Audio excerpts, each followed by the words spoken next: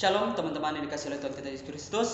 Kembali lagi dengan saya Diki kelas 11. Kali ini saya akan membahas kembali tentang seputaran teologi, dan di sini saya akan membahas hal yang berbeda lagi dari apa yang saya bahas dari hal yang telah saya tonjolkan di dalam penjelasan saya.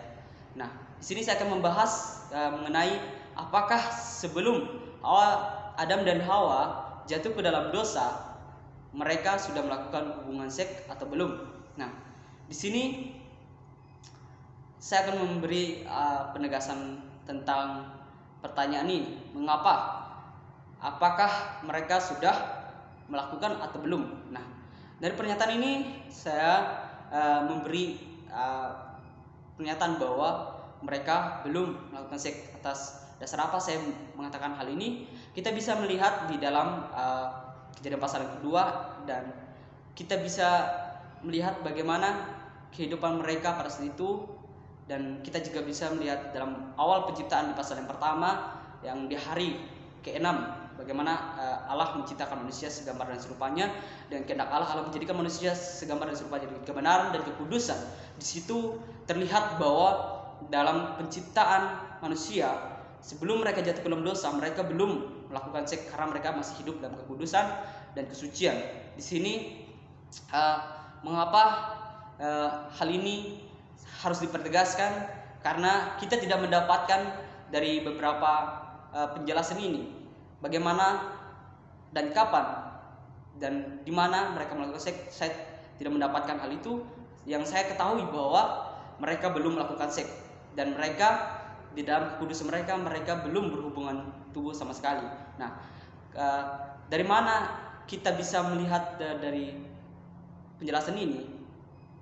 Di dalam kehidupan kita tahu bahwa banyak sekali perbedaan dan perubahan di zaman yang lampau, di mana kehidupan yang dulu sangat berfantastis dengan kehidupan yang suci dan kudus. Jikalau Adam dan Hawa tidak jatuh dalam dosa, maka mereka tidak akan hidup, dan kemuliaan Tuhan sifat Allah tidak akan hilang di dalam diri mereka.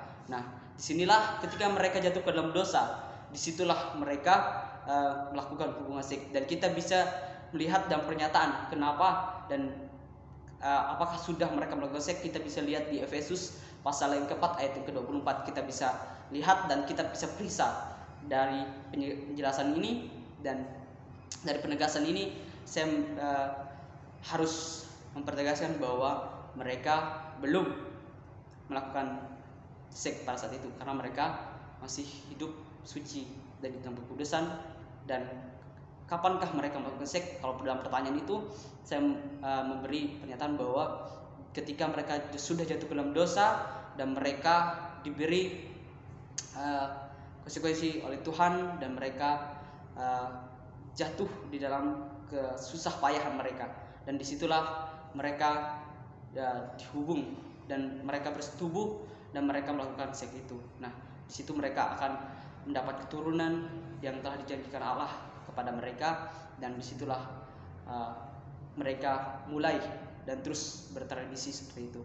Jadi dari pembahasan ini kita dapat penegasan bagaimana kehidupan di dalam kejadian ini tentang Adam dan Hawa, dan mereka yang pada saat itu hidup suci dan kudus, ternyata mereka jatuh ke dalam dosa dan mereka hidup dengan bersusah payah. Nah, semoga dari penjelasan ini saya menyarankan bahwa semoga teman-teman bisa mengerti dan paham bersama akan apa yang dibahas kali ini, dan semoga ini menjadi pelajaran bagi kita untuk terus berusaha dan terus berjuang untuk menghadapi persoalan hidup ini. Oke, terima kasih. Sekian dari penjelasan saya. Tuhan Yesus memberkati. Salam.